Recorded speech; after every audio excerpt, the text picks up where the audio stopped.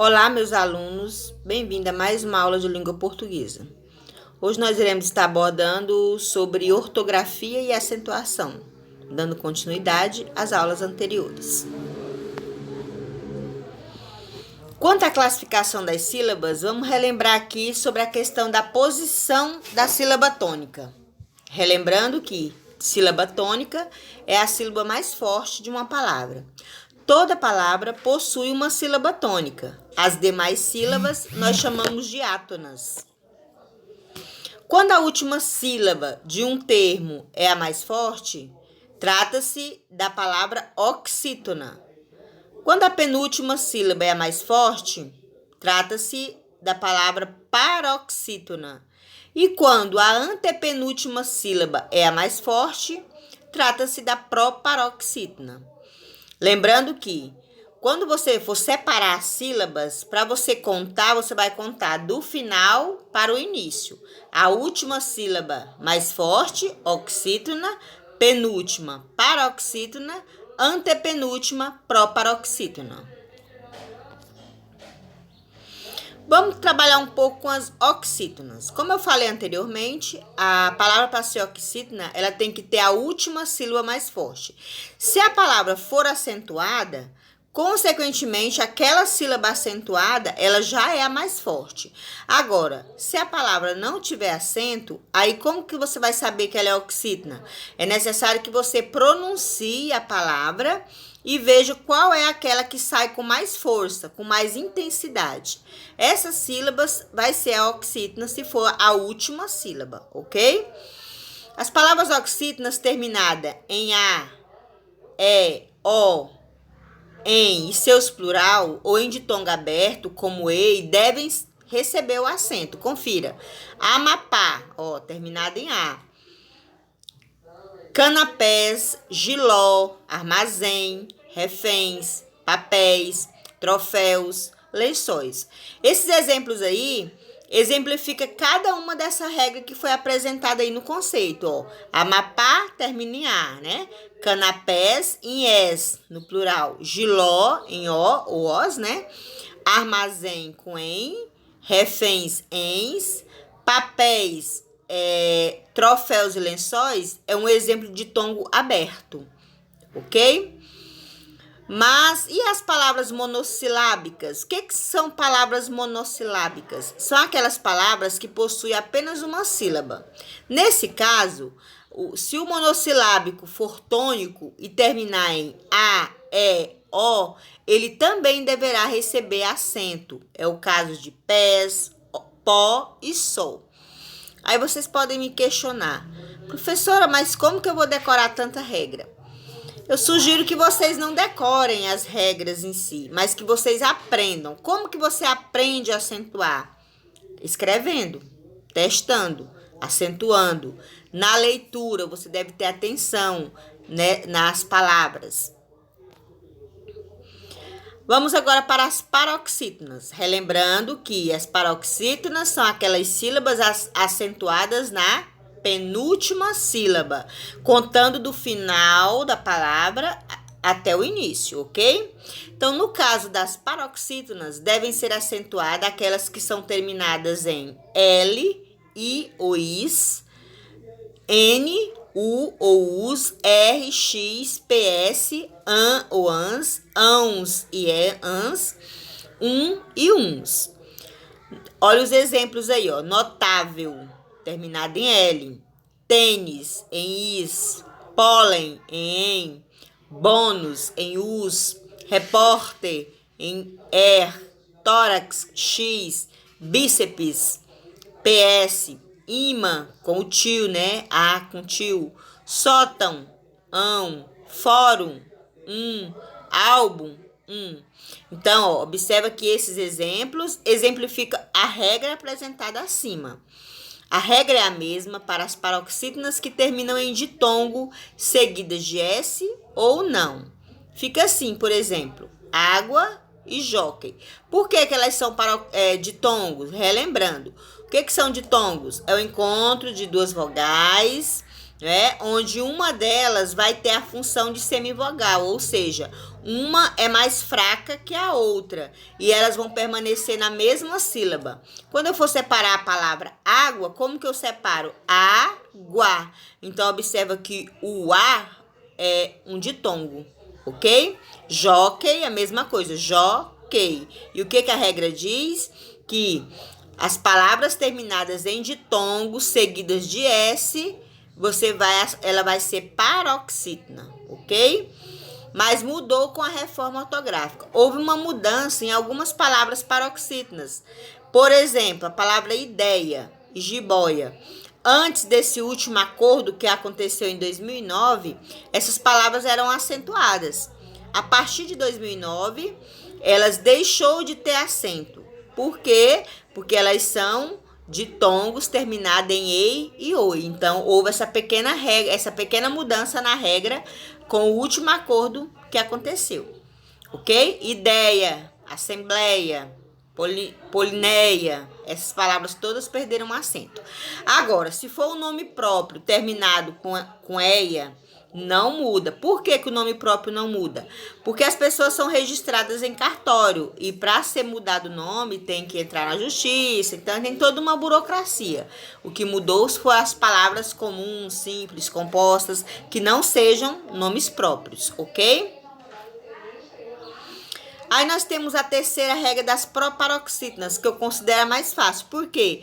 Porque todas as proparoxítonas são acentuadas. Todas, sem exceção. Vocês viram lá que nas oxítonas tem aqueles casos.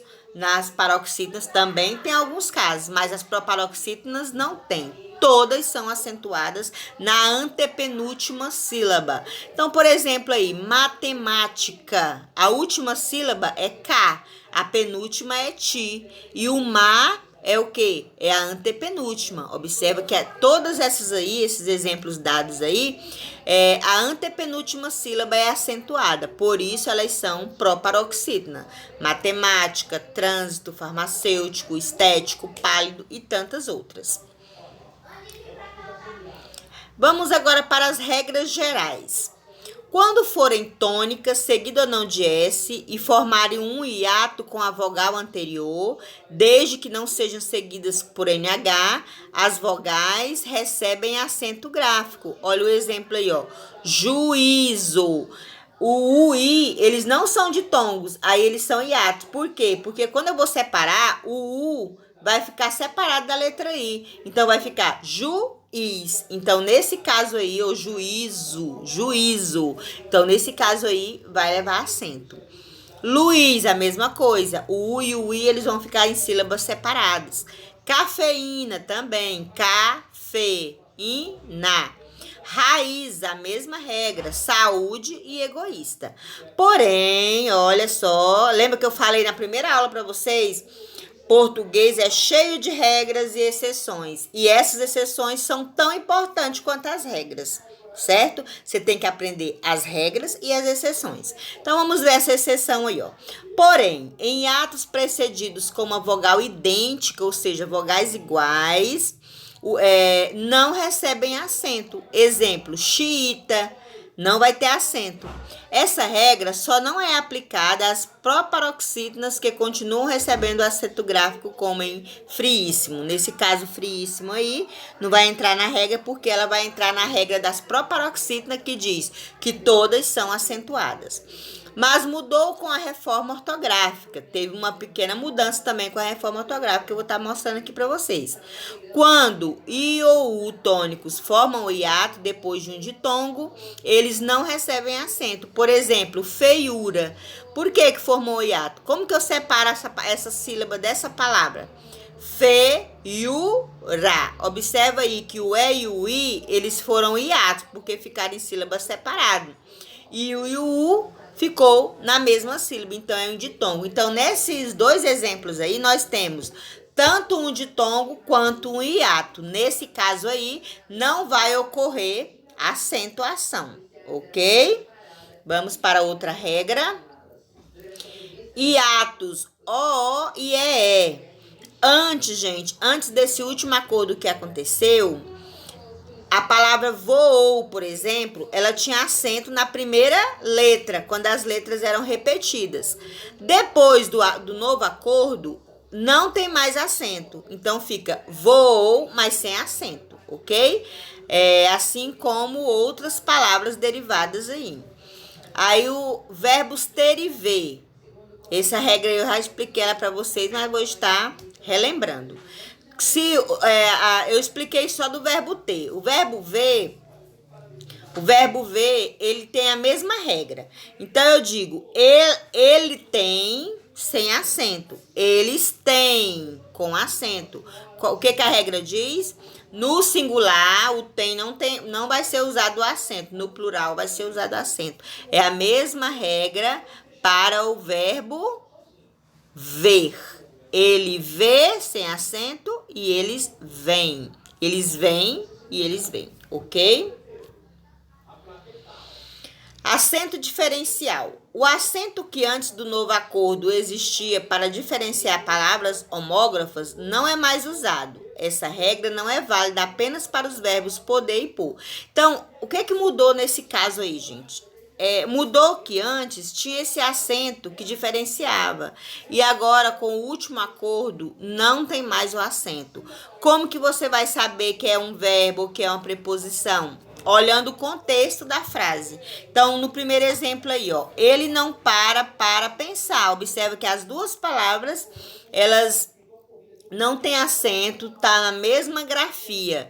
Só que a primeira, ó, ele não para. Esse para aí é um verbo. Já para pensar, já é uma preposição. Então, como que você soube disso?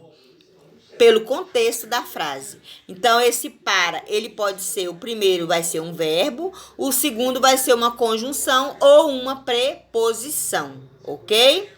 Outro exemplo, ó, ele não pôde vir ontem, mas pôde vir amanhã.